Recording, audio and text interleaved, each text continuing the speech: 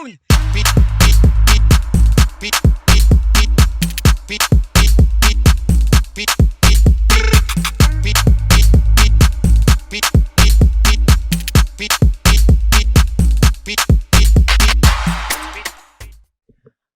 Pase. What's up, world? Welcome to another episode of the Team Sock Pase podcast. My name is Glad. And I'm your boy, Rob. We are your favorite podcast show where we interview great entrepreneurs from all sectors of industry. Remember to subscribe, comment, and share. Subscribe, comment, and share. Absolutely. Now, guys, tonight we have an awesome guest for you guys. He is for sure a real estate guru. And make sure, audience, that you take out your pen and pad and take copious notes because he's going to share with us his story, how he started in the real estate game, how he was able to take a loan out, and now he has over 13 brownstones in the New York area, in Harlem and Brooklyn, to now having a portfolio of over $40 million plus. Yeah, you heard me right. And we're going to dig deeper, and we're going to talk about how, his past gambling addictions did not make him a better gambler, but made him a better winner at life. And we're also going to talk about one of his great services that he brought to the community of Brooklyn, where we're here live taping at the Brooklyn Bank, and much more. At the Brooklyn Bank. We here, we live. With our brother, Brooklyn grown, Brooklyn homegrown. Say it again. Brooklyn grown. We got Biggie in the back. We got Jay-Z right there. Yes. Mr. Jude Bernard. Jude Bernard. What's up, brother? Pleasure. Thank you for having me, fellas. Thank you for having me. This is great. Anytime, bro. Thank you for having us here at your establishment, brother. Yeah, beautiful establishment. It's our establishment, brother. Mm. You know what I'm saying? No doubt. The spot is for us. Nice. No doubt. So many times people come in here and they feel as if they are in their own crib, and that's the whole purpose of this whole thing. It's community based. So welcome home, fellas. Welcome home. Thank you, man. thank It's you, a thank pleasure. you, It's thank a you. pleasure. We really are grateful for being here. And let's jump right into it, bro. I mean, Brooklyn born. You coming from born and raised Flatbush. Then set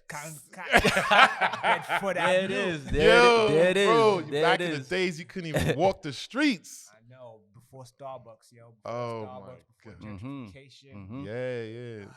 Good old days. The good old days. Yeah, let's talk about this. Let's jump right into this whole real estate and 13 brownstones for real.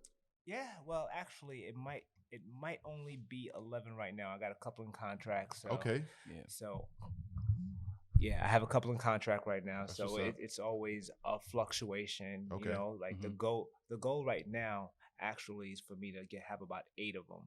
Nice. Less is more. Mm. You know, so I'm in the process. I'm kind of in the process of playing Monopoly right now because I'm actually letting go 2 buildings. I'm getting rid of 3 families, and I'm actually buying a 17 unit. Okay. So it's kind of like a real life Monopoly. So I'm letting go 2 properties that I've had for a long time and that need a little repair. So I made the strategic decision to Just talk a little bit closer to the mic. Yeah, I made the strategic decision to let those 2 go and Okay. and pick up a 17 unit in Harlem that I'm going to use solely for short stays. So Got you. Okay. Got you. Stay with Jude coming soon. Stay with you. Yeah, that's the name. What's up? I love that. I love Marketing that. on I love that. That's I love what's that, up, man. bro. That's what's up. So how did this journey start for you, bro? It started since I was a kid, man. You know, like I'm not gonna front like I was poor or nothing like that, because I wasn't poor. The more I grow up, the more that I've seen as I've grown up, I've realized how blessed I've been all my life. Right. And although I didn't have everything that I wanted, I always had everything that I needed, which basically was a roof over my head and a meal every night. Bottom line is everything else is extra. So, but I always wanted more. I wanted nice cakes. I wanted nice cars. I wanted nice clothes. I wanted to be in the scene. I wanted to be hot. You know what I'm saying? Yeah, like everybody wants to be hot. So when I got out of school, when I got out of college, um, like, well, let's rewind a little bit. Back in the days when I was younger, I was wild. Just wild, just trying to do anything, or always to do with the plan. I say plan, not scam, because plan is more politically correct. Right. You know what I'm But you saying? wasn't gangbanging though. Nah. Okay. But always, like always doing something to get that paper. Yeah. And it sometimes wasn't the right thing to be doing. So, Okay. and unfortunately, consequences came, and I very early realized that I'm not about that life. You know what I'm saying? So, You didn't look good in orange. You were like, Nah, I'm not doing this. nah. Yeah. Funny enough, it was green.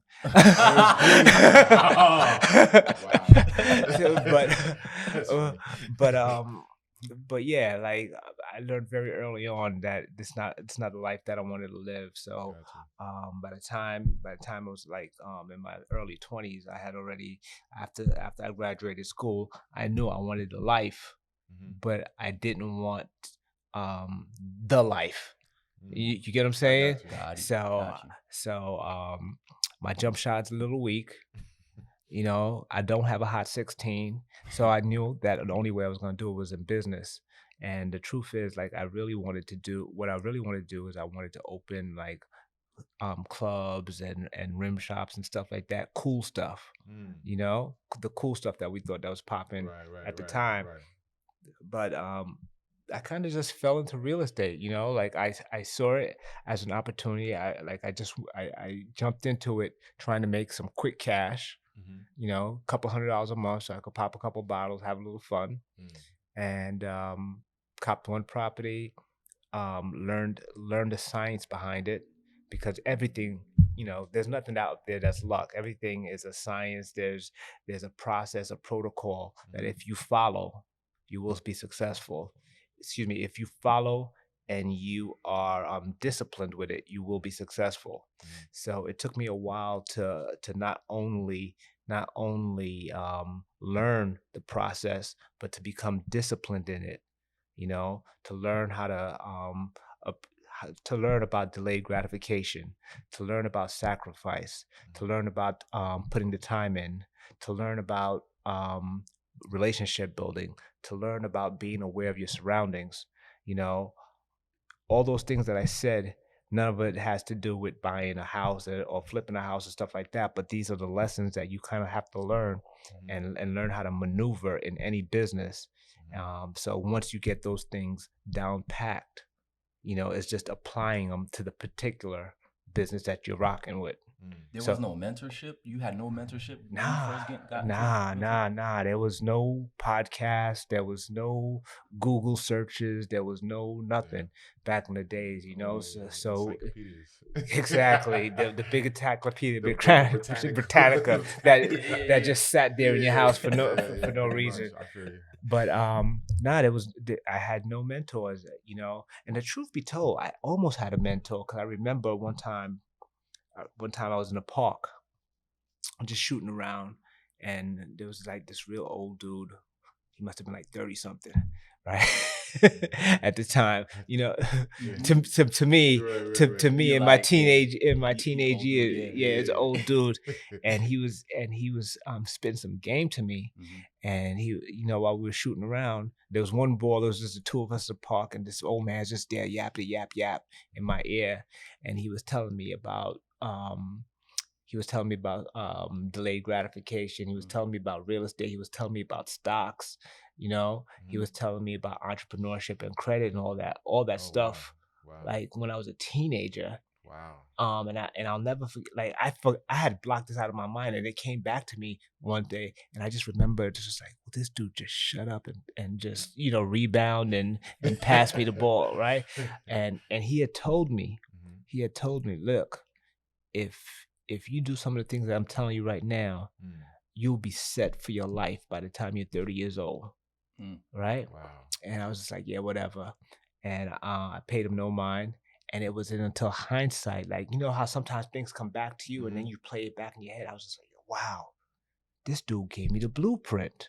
You know, just like on a random Saturday afternoon, this dude gave me the blueprint, and I wasn't trying to hear him. And what I did was, I have a family member, young. She was in her very early 20s, and I tried to sit her down, and I gave her the blueprint that the same dude gave me, right? And just like me, she paid it no mind.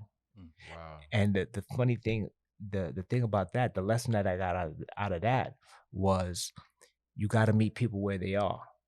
You know what I'm saying? Like, just because you put the plan out in front of them don't mean that they're gonna take it, they're gonna receive it. You know, it's your responsibility to put it out there for them, but you can't be mad if they ain't ready to receive it. You can't force it. What they say, leading the horse to water and all of that Right, stuff. right. So that's true story. Lead a horse to water, but you can't make them drink it. No, yeah, exactly. So now let's talk about, like, you talk a little bit about growing up, being a teenager in Brooklyn, and like we have a relationship, a history somewhat. All of us born and raised in Brooklyn, in the same neighborhood at that. Yeah. We went to the Flatbush. Flatbush. You know what I'm saying? Flatbush, when Flatbush was Flatbush, not Flatbush now with the suburb of Flatbush. Now, you know what I'm saying? But back then, when I think about when I was growing up, playing basketball was my mentor. You know what I'm saying? And I wanted to be one of the best in the neighborhood. That saved my life, you know, being a Haitian American. And then I was trying to emulate. You got the luxury of being 6+. Yeah.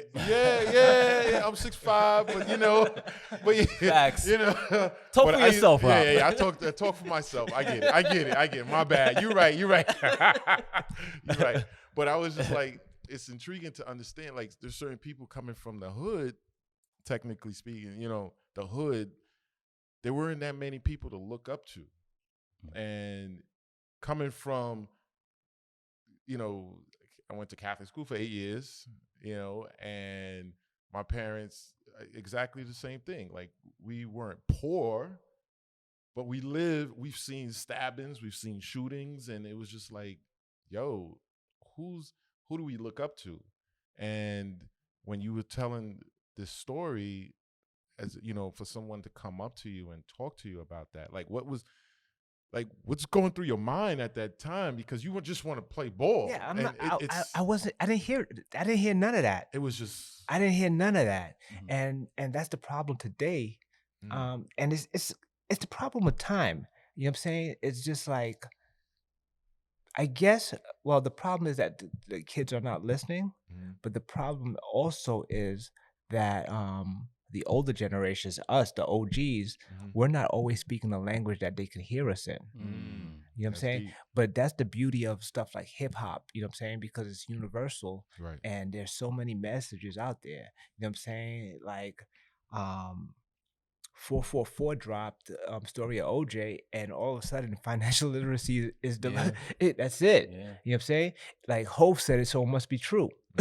That's a fact. Yeah. That's a fact. You know what I'm saying? But it's always been there. You know what I'm saying? But it's just a matter of how the question is, how do we speak to them so that they listen? Because you know what? Like, one of the things that I wanted to do is I wanted to be a better communicator, right? So I started working on speaking and stuff like that. I started working on speaking, my diction.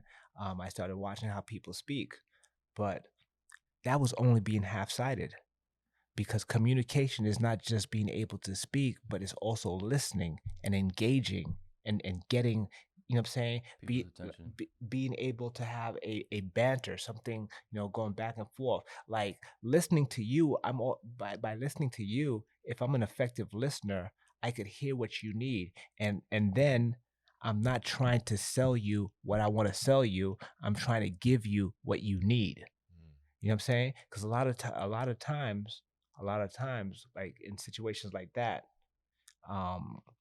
it's a situation where someone is trying to give what they want to give, as opposed to give what the person is in need of.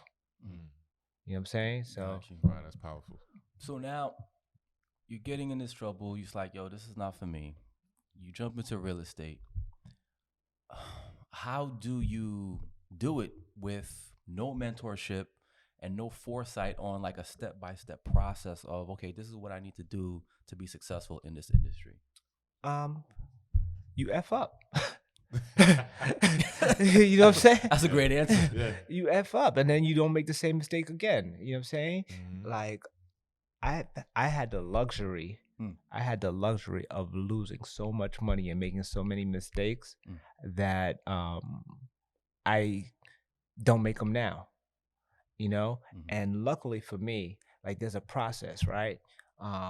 Like the first crib that I copped what was that? Like off the Van, like between the Van Wyck and no, it was off of Sutphin and Jamaica, like 90th over there, by Archer and Liberty yeah, area. yeah, Okay. South Side. Okay. And I copped that crib for like $120,000, Okay. right? I got in for about 12 to $15,000. But I made a lot of mistakes over there. I didn't know how to deal with tenants. I didn't know how to deal with contractors. I didn't know the importance of maintaining my relationships. I didn't know about how to navigate through the city so I don't get popped all the time. I ain't know none of that. Right. So it was a learning curve. But luckily, I made those mistakes and got those lessons from a property that I copped for $110,000 and not a property that I copped for $500,000. Right. You know what I'm saying? So a lot of times people want to skip the line. It's like nah. I want to jump. I want to make big money. I need to do something bigger. This, that, the other.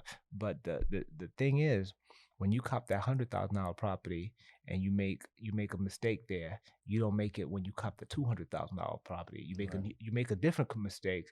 But then from that $200,000 property and you copping that $300,000 property, you're not gonna make mistakes that you should have learned a long time ago. Gotcha. You know what I'm saying? So the consequences and the lessons are not, and the consequences and the repercussions are not as great. Got you. Did you have the monopoly mindset after copping that first crib where you said, you know, all right, I got the first crib, I'm good now? Or at what point did you say, you know what, I could cop another one and another one? I copped the first one, and then luckily the one next door became available like 6 months later, so I copped that one too. Nice. All right. It was, I was gambling at the time. You know what I'm saying? So I was still gambling, so it was just a big cash machine for me at the time. It was just like, this is just extra money that I have to mess around with.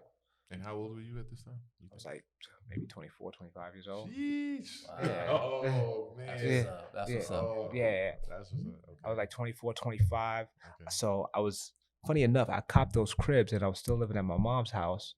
So I was living at my mom's house. I had that money, plus I was working at Verizon, so I was getting a decent check over there.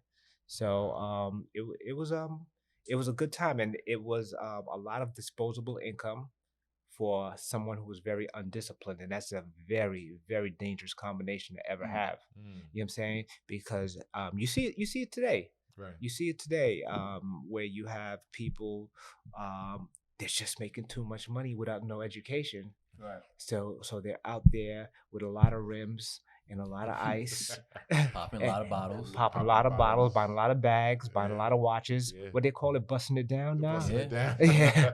Yeah. So That's the new flex. and it was funny. The other day I put a video up about I bust down a chandelier. You know what I'm saying? It's just like I had copped this chandelier, got the Swarovski crystals, and then all of that other stuff. But although I was flexing, but when I bust down that chandelier, I know the value of the property just went up. You know what I'm saying? So it was a flex, and it's a flex, and it was something that I enjoyed, but nonetheless, it was still a it was still an asset because it was in the house, and it, like, when people come to see the house, they're gonna see the chandelier.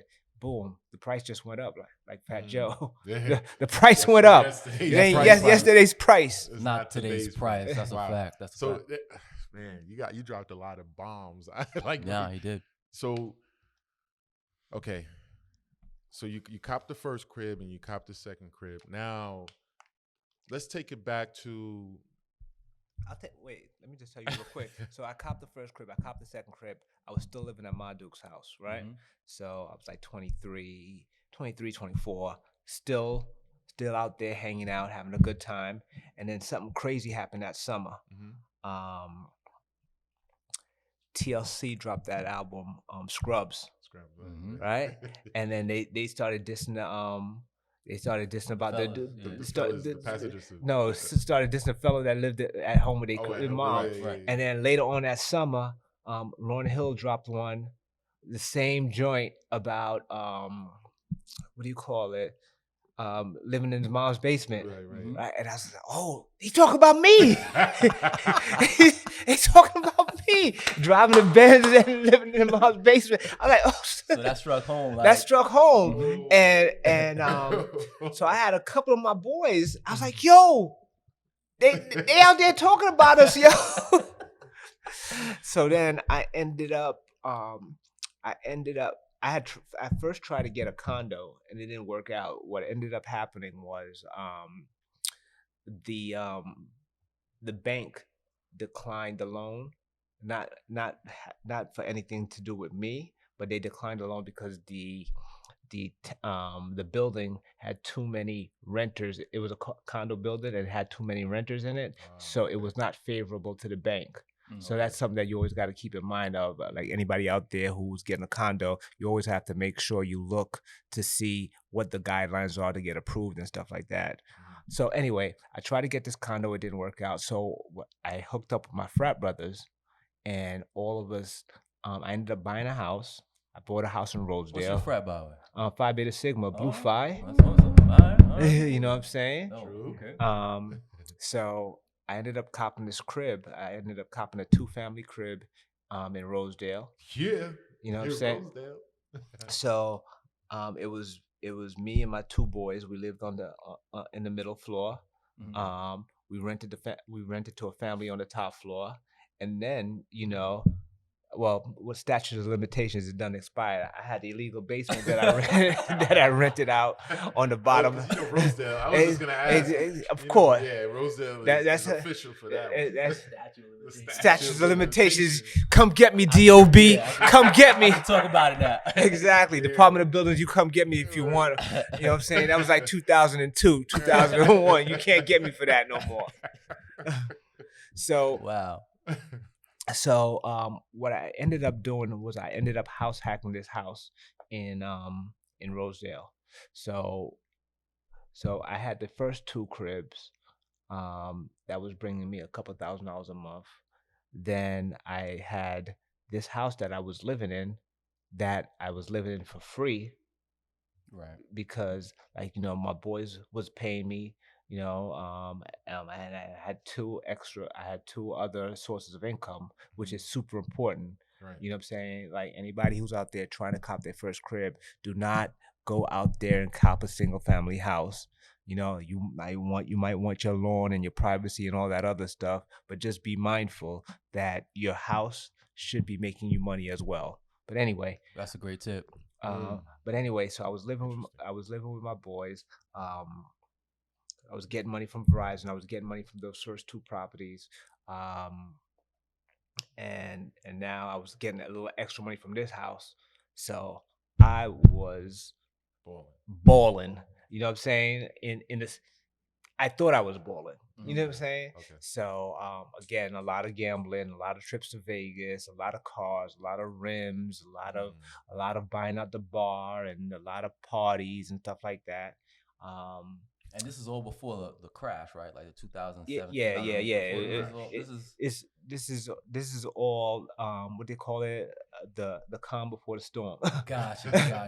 Right. So things was really good. So I started buying more and more properties. You know what I'm saying? Because I got the rhythm.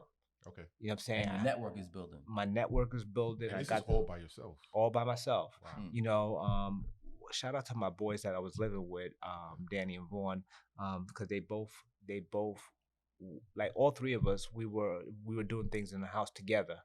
You know, like not necessarily buying properties together, which we should have been, but we were like feeding each other information and we were learning from each other. So they was buying properties, they were buying stocks, I was buying properties, stocks, all it was like a good synergy, you know, and it kind of it was never competition, you know, but it just was good energy. You know how it is, like Yeah. when you Yeah. got somebody with a similar mindset, Absolutely. and you guys are going back and forth, like yo, check this out. This is what here's the thing today, and this that the other, blah blah blah. So um, it was just a really good time. It was a really good time. Not only like fun because that's the best age of your life. Like responsibilities are low and you have the most amount of free time and stuff like that. So, but I also had the opportunity to start copping a lot of properties around that time as well. So, Wow. So what were your parents thinking about at the time? Like that was my question. I wanted to go into like, yo, okay, what are your parents thinking about you at this time? Because you're still working, but you copping the freshest cars and under a Verizon salary, and they looking at you like, yo, what is? yeah. Well, it's funny because shout out to my mom's because I remember when I told her when I was copping my first place in Brooklyn, I was copping a place in Bed-Stuy, and she was trying to shut it down. She was just like, "Yo, you don't need to be down there." Oh, wow. You know, with all the Americans, you know how Yeah. you know how stereotypical Haitian parents are, Right. and she was just like, "You need to find a nice place, nice, quiet, like Canarsie, right?" His and eyes open up. and it was just like I didn't know any better, and I thought it was solid wisdom at the time, but I ended up going against it anyway. And it just goes to show that you have to be very mindful of who you take your advice from. You know what I'm saying? Because like your mom is great for chicken soup and raising you and stuff like that, but it was out of her scope of expertise. So luckily for me, I did not take that advice because the people that you take your advice from can make or break you. Right. So that's another lesson you know that That's you a gotta fact. be mindful of. So so yeah, so that's what ended up happening. I ended up getting those properties in Bed-Stuy, and I left Queens. I got I took the HELOC money from the property that I had in Rosedale. HELOC line of credit. Home equity line of credit. Yeah, a home equity line of credit is a like a lending instrument that it's kind of like a mortgage, but it's like it's a hybrid between a mortgage and a credit card, or no, excuse me, it's a hybrid between a mortgage and a checking account that you could kind of write money off of when you need to. Make sure you only use your home equity line of credit for appreciating assets. Do not ever go buy sneakers and chains and cars with your home equity line of credit. Please, like, yo, Jude said so. No, that's not what Jude said. Jude didn't tell you to go do that. So I took the home equity line of credit, and then I took my, what they say, I took my talents over to Brooklyn. That's what's up. That's what's up. and that was the beginning.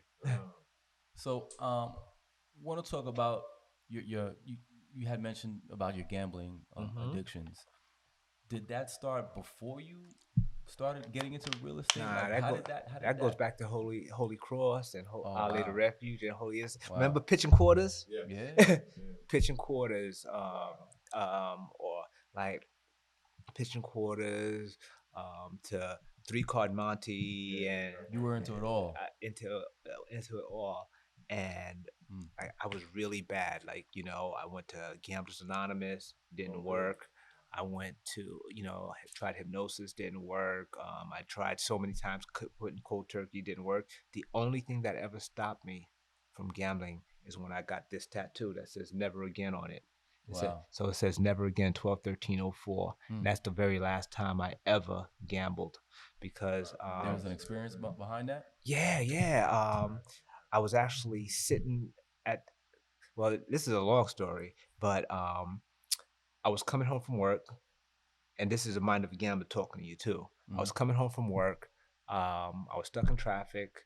by LaGuardia Airport. So it made sense to me to just park the car and get on a plane to go to Vegas because I'm stuck in traffic anyway, right? Makes sense, right? This is how, but this is how when you're sick in the head, this is how you think. This is how you rationalize things. It's like, oh, I'm stuck in traffic, so I'm not getting home anyway. So let me I just might as well just go to go Vegas. to Vegas. So I end up in Vegas. I end up playing blackjack. I end up sitting right next to Sam Cassell, Mm. right? Houston So Rockets at the time. yeah, I don't know where he was. Yeah, but he had a lot of rings, Mm. and in hindsight, I had no business sitting next to Sam Cassell. You know what I'm saying? Yeah. Gambling the same way Sam Cassell is gambling. Right. Blackjack. Mm. So next thing you know, we're doing like $5,000 a hand. You know, so I end up losing $130,000 that in that sitting in a span of 30 hours. So, but it's the best thing that ever happened to me because I walked out of there and I felt so dejected and I felt like such a loser. Bro, if I lost $130,000, I lose my mind, bro. Nah, bro. Because the funny thing is, like when you're a hustler, because I'm a hustler, Mm-hmm. you know what I'm saying? Like I could make it, like I could make it. Like right now, I'm working on a deal. Right now, I'm working on a deal that everybody is passing on, but I see a 7-figure upside on it. Mm. You know what I'm saying? Because I'm a hustler and I know what it takes. It's gonna be a lot of late nights. It's gonna be a lot of paperwork. It's gonna be a lot of phone calls. But I know I can make it. You see the end goal. I always see the end goal. Okay. But one of the things that I had to learn, like when I lost that, I realized that I need to manage the downside, and very often, like we always look at the upside, the upside potential, but we don't factor the downside risk, right? So once I took control of the gambling, I started to level myself off, and not I wasn't hustling backwards anymore because it doesn't make sense if I'm working if I spend a week making $1,000 or $2,000 or $5,000 or $10,000 just to lose it in seconds. You know what I'm saying? It didn't add up. At the time, how many properties do you own at the time? Back and forth, like I didn't even crack a million yet, but I didn't crack a million yet, but a couple $100,000 is like being a hood billionaire. Yeah. That's a fact. You know what I'm saying? Yeah. But the funny thing about the whole gambling thing, and again, like it's always clear in retrospect. You never really know where you go. It doesn't really make sense when you're looking at it forward, but when you look back at it, it's like, oh wow, I didn't see any of this, right? What I realized about the whole gambling thing, it was never about money for me. I just love to win. You know what I'm saying? That was what I was really addicted to. I just loved winning. So what I've done is I've transferred that energy from gambling to finding other things to win at.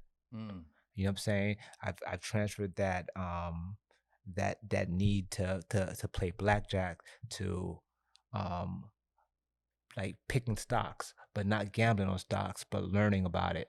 Or or instead of playing CeeLo, I'm investing in somebody's business who I see potential in, So instead of CeeLo, instead of blackjack, instead of poker, I'm buying properties. I'm buying properties that people don't see the value in it. Okay. Right. So because that's in regards to the people not seeing the value in it, that's the only way you make money. Is by somebody letting something go that they don't see what you see.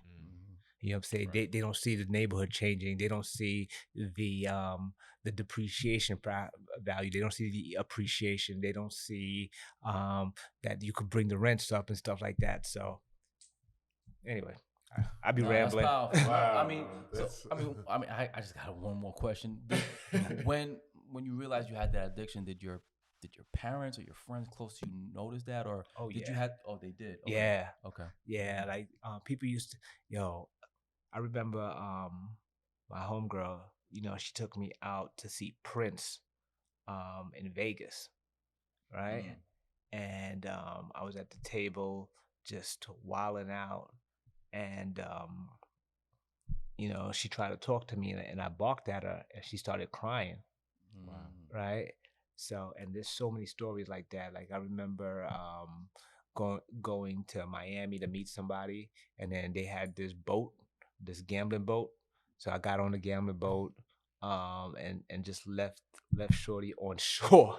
You left her? Yeah, like Damn. like I literally, what I'm saying? I was like, was oh, real. it was real, because you make bad decisions. Right. And it's not, and again, it's like whatever your vice is, whether your vice is gambling, whether your vice is drugs, drinking, whether it's like sex, whatever your vice is, if you don't control it, it controls you.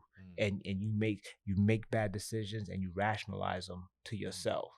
So luckily, I was able to find something that to give me control back in that aspect. Not to say that I don't get tempted, and not to say that I don't release my need to win other ways, but at least I have some sort of control over it, and I am aware of what my triggers are, and I know how to manipulate them to myself. Right. I know how to manipulate them to use them to my advantage, just like everything else in life. Correct. You know what I'm saying? Like if you're short, you ain't got a low post game, you work on your handle. Right. You Right. know what I'm saying? Yeah. You adjust, you figure it out. Definitely, man. That's what's up. I appreciate you actually opening up and talking about that, especially in this culture, subculture, Haitian culture. A lot of us don't talk about our downs, like when you talked about listening to our parents and taking advice from our parents, because we always want to respect our parents, but then there's certain avenues that we take in life our parents never took. If we listen to our parents, we'd all be doctors and lawyers, and all our sisters would be nurses. Yeah, pretty much. That's a fact. That's That's 100% fact. Yeah, because they don't praise the whole entrepreneurship, taking risk. It's always a safety Calculated zone. risk. Yeah, it's a calculated risk. Yeah. Safety zone. There's always a safety zone. And me growing up, and like Glad and I growing up, it's like, hey, you go to school, get a job, retire, live your life at 65. That's it. So coming out, doing this, they're looking at us like, y'all crazy. We hear it all the time. So I applaud you for taking that risk and going against the grain, literally.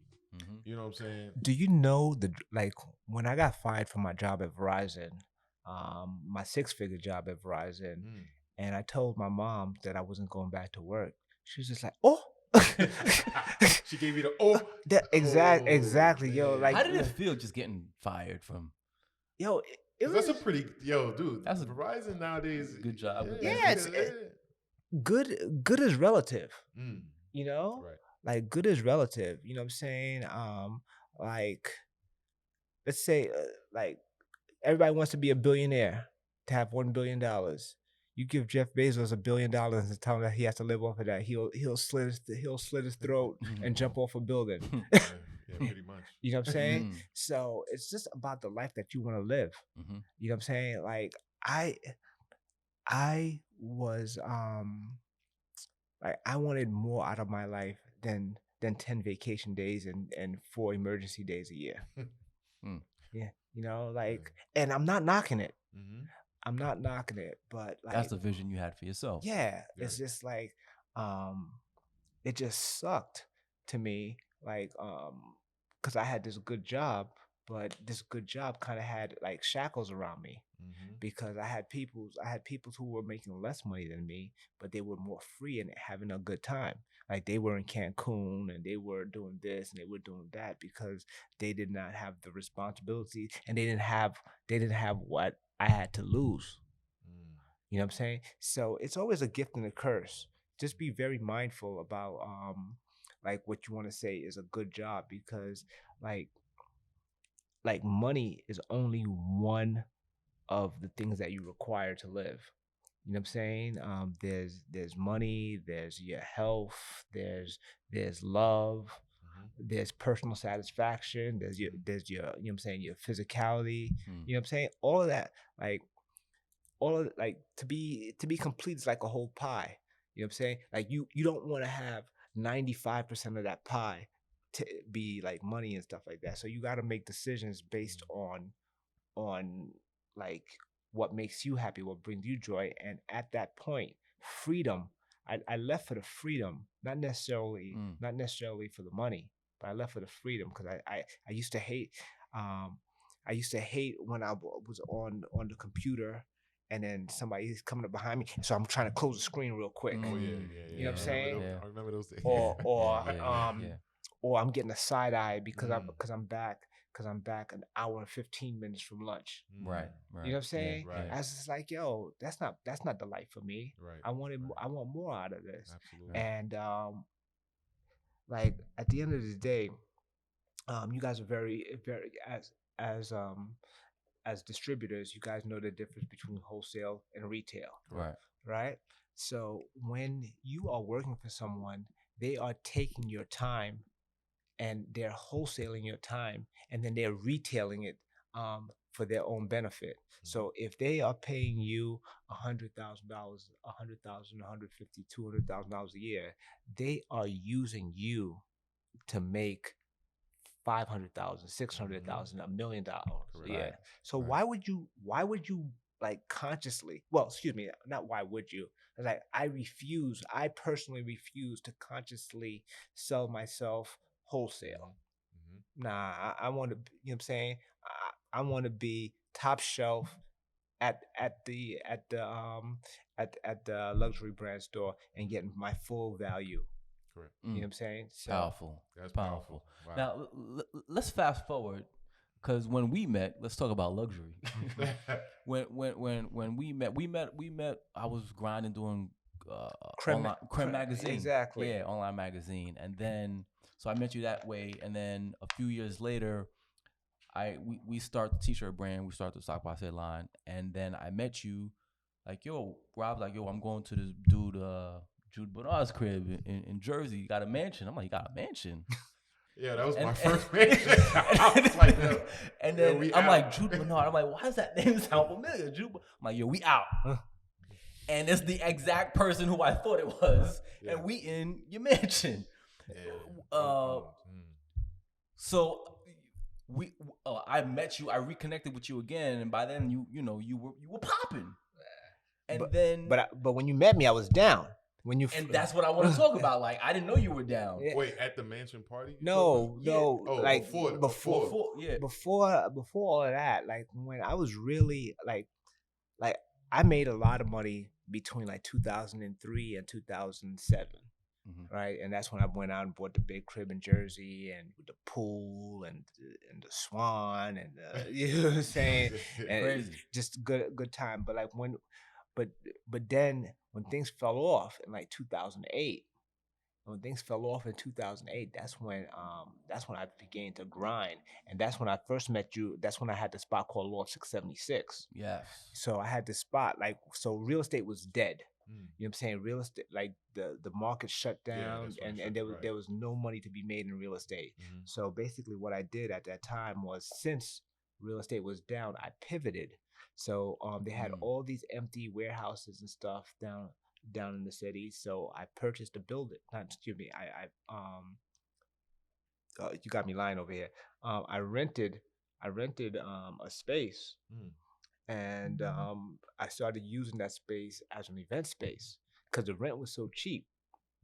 You know, because I was renting like this 4,000 square foot space, and when for like $4,500, but I was renting it out for like $3,500 a night.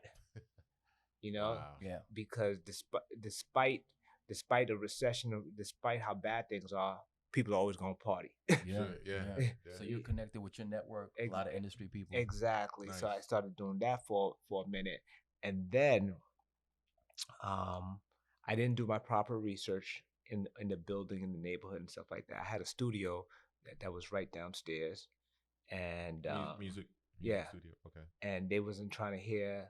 They wasn't trying to hear that parties was going on above them while they was trying to record. Mm.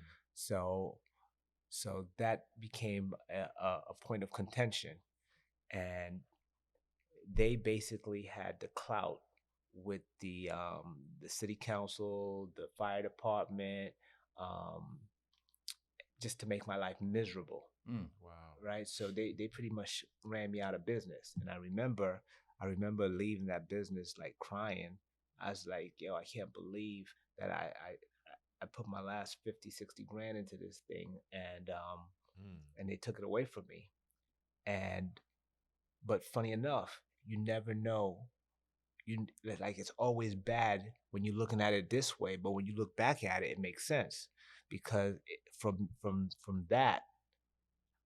that's when I was just like, yo, I'm never going to rent from someone again because if I ever have a business, I'm gonna put it in my own spot where nobody could take it away from me. And here we are, right here. Wow. Beautiful. You know what I'm saying? Yeah. But So- I would not have had the foresight, and I would not have had the it would not have been like so vital to me to place my business in my own property if it wasn't for that instance.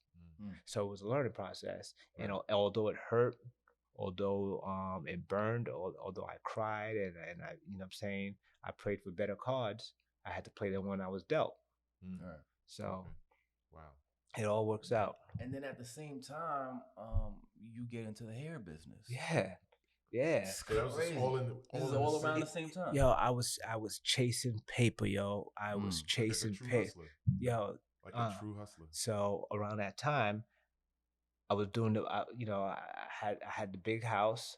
I couldn't afford it, but I was still out there having a good time waiting. It definitely didn't look like. Yeah, I was waiting for the repo man to come take my keys. Wow. And I remember one time I had a crazy pool party at my house, and like the next day, like my skimmers was just like full of hair weave.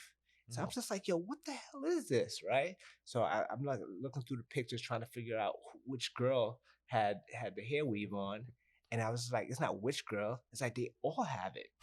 And then I started talking to find out how much this stuff costs and what the profit margin was.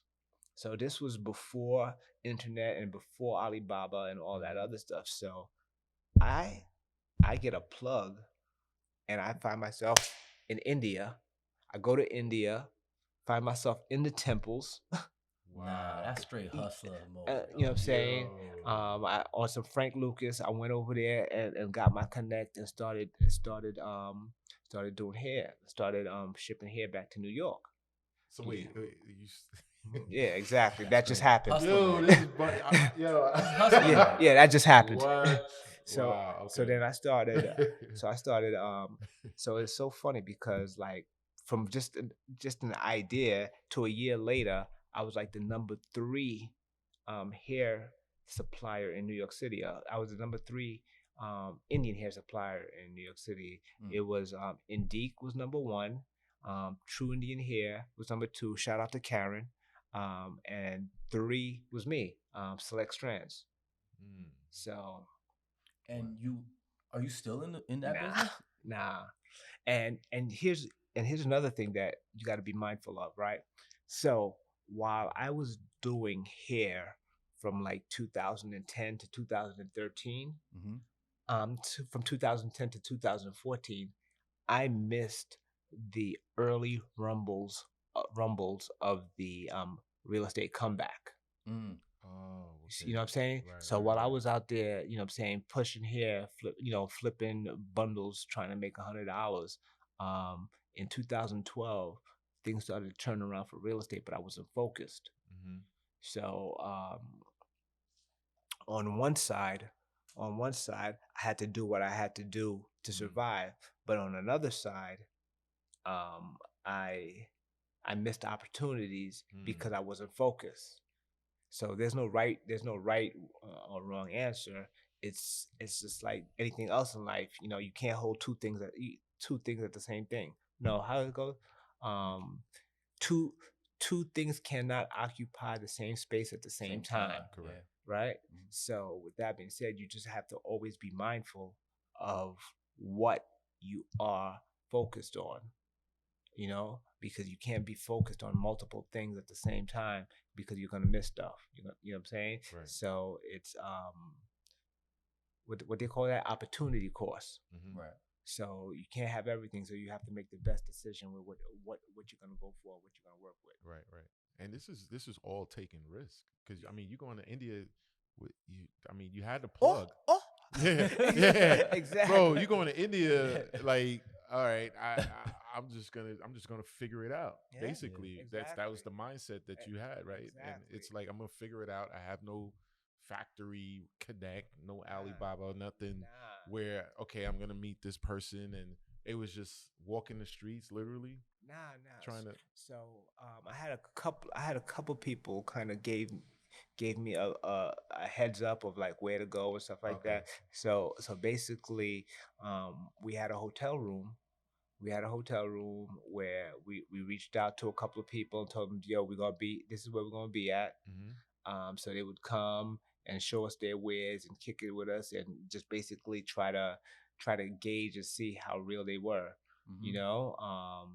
And if we felt real comfortable with them, you know, we'd go back to their factory and just check out the operation and stuff like that. One of the best experiences I ever had in my life, Mm. you know, because it took me out of my comfort zone and Big time.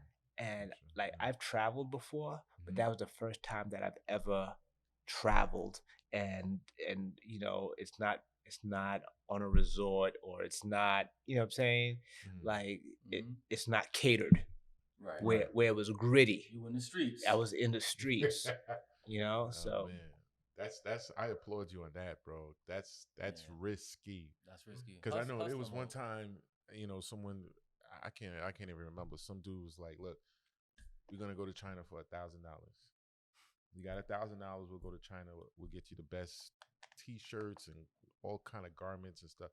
Bro, I ain't gonna lie, I was scared because I was like, I don't even know this dude, but he just popped up on the scene, and I mean, Mhm. for you to take that trip to India, yeah, and but you know what?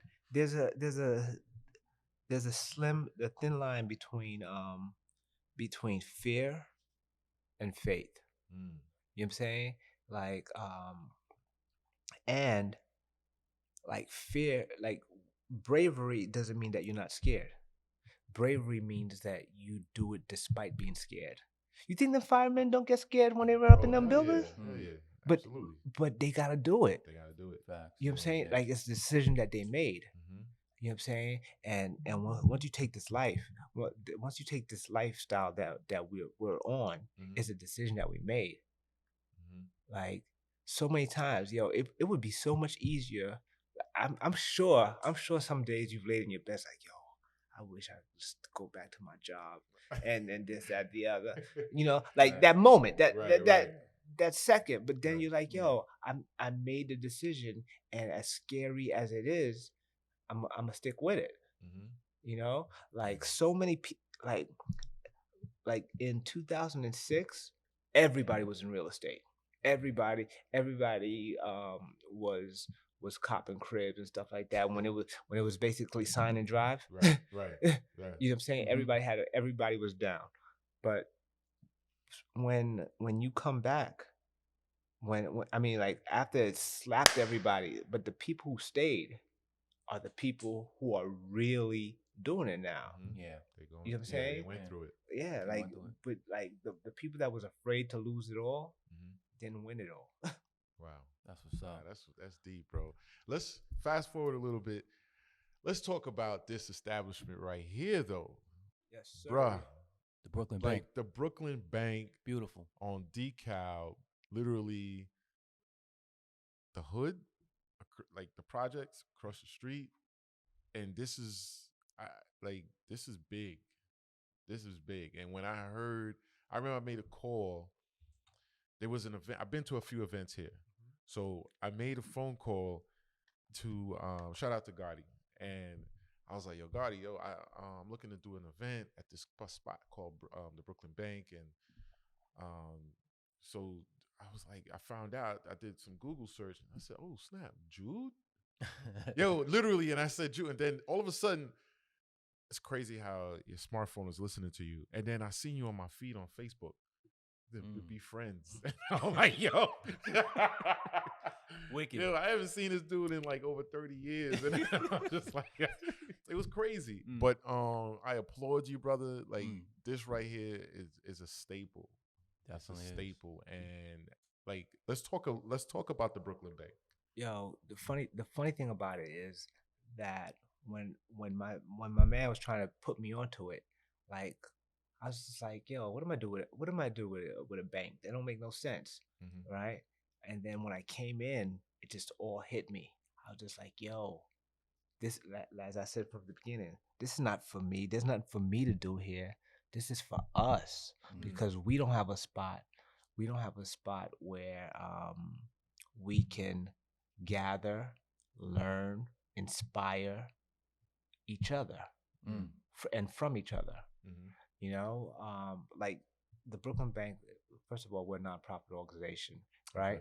And our focus is on creating wealth, economic empowerment, and financial freedom. You know, that's what we're about. We're about entrepreneurship, real estate, stocks, you know, insurance, all the stuff that your mom, your dad, my uncles did not teach us, that we had to figure out the hard way, and that we had to get misinformation from them and dispel all those myths and things that they told us to stay away from, that we have to learn to be successful and to be competitive. You know what I'm saying? Because we're not even competitive right now.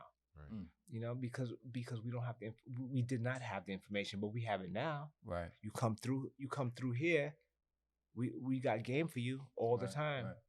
And it's super important that we give back, right? Like I give a lot of game away, and I also surround myself with people who give game away, and it's great having a spot where we can give the game away.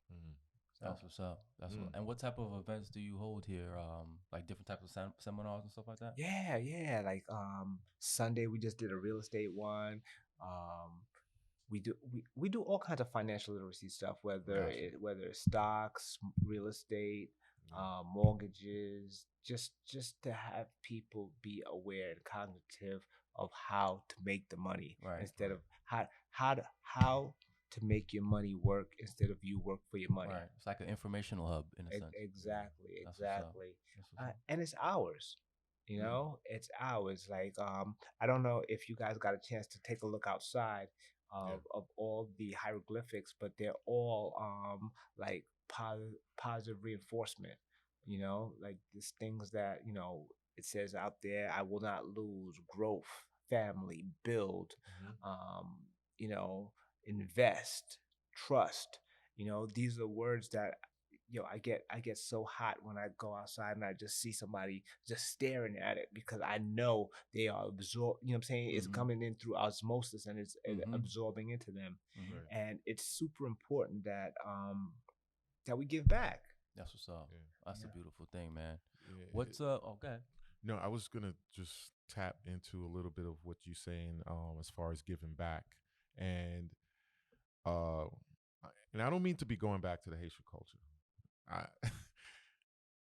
I just feel there is a lack in that as far as giving back. There's not enough of the Jew Bernards, and not necessarily you specifically, but I'm just saying, like, when you say giving back, do you feel that there is? Do you agree there is a lack in that culture? Because what we see on social media, what we see, where we came from, there are not a lot of this happening. So let me tell you, there are 3 positions that you could take. You could be the selfish man. The selfish man is thinking about only bettering himself. You know, like he wants a Gucci belt for himself and no one else.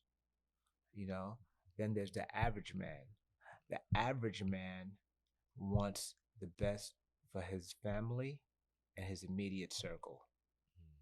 So that's what the average person's gonna do. They're gonna make sure that their kids go to school. They're gonna make sure, that they boy don't starve. But those who aspire greatness, those who truly invoke change, are the people who have a global view, and they try to impact like great, a great number of people, right? So it's not necessarily my goal, like my personal goal, but like I want to consider, I want to be part of the solution to our people. You know what I'm saying? Like I want to help make sure like the people behind me are a little better.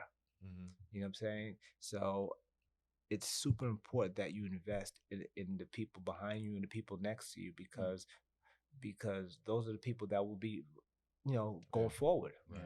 One of the biggest lessons that I learned, right? I had an intern one time, that I rocked with for a good number of years, and I really invested in her, in her. Like I gave her game, I gave her, gave her connects, I gave her resources, and I remember I was trying to get a deal done, and I needed $100,000, and I called her up and I asked her if she knew anyone that could cut me a check for $100,000, like in a day or so. Okay. And she was like, "Yeah, I got that." I was like, Wow. I was like, "Wait, as an intern?" No, I was like, "Where'd you get $100,000 from?"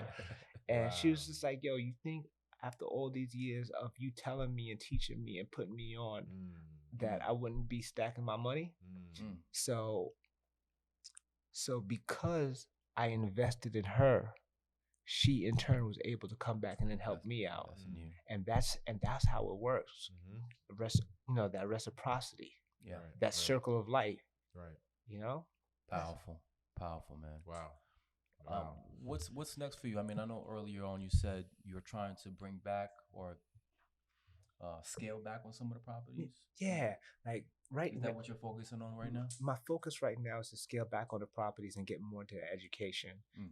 Like I really want to be a vehicle to share some of the lessons that I've learned along the way. So what took me 25 years to learn, maybe I could help somebody do it in 5, because they wouldn't have to take all the setbacks that I took. Okay. So if I could do that, I could propel the culture a little quicker. Gotcha. You know what I'm saying? And it only takes one. Are you looking to get into other types of or different industries, or just focusing right now on education and real estate? Education and real estate for me right now, until something else pops up. Gotcha. Like I got my ear to the street. Like we were having a conversation earlier. Right. You know what I'm saying? So there's always crypto, and there's always small businesses, Right. and there's always investing in little things here and there. But my crux, the thing that I'm gonna focus on has to be real estate. And that Okay. I'll do real estate for money, and I'll do education for passion. That's what's up. It's I applaud you on that. It's bigger than money. It's more than just the money. And that's a great way of looking at life, to give back, because you learning all this knowledge and going through all this experience and keeping it to yourself, what good is it? Yeah. You know what I'm saying? Absolutely. So what was the proof that you were here? What was the proof? Right. Exactly. That's You know that's a great takeaway too. And I remember you were doing you were mentoring high school kids here. Yeah. And you're still. I know. Actually, we just signed. We just signed with the city. We're doing a program, an after-school program starting next year, like an official after-school program with high school kids. Nice. Wow. So beautiful. Gotta spit game, yo. Yeah, that's what's up. Man. Giving back. Yeah, giving back. Any plans of, like I know you went to Haiti not too long ago. Yeah. So, bottom line is, we are always going to be there for our community. You know what I'm saying? And our people is Black people, our people are Haitian people, and our people are anybody who's in need, no matter what color, creed, or whatever. Absolutely. You know what I'm saying? So, like, if there's a crisis that I'm capable of lending a hand to, Mhm. I'll always do that.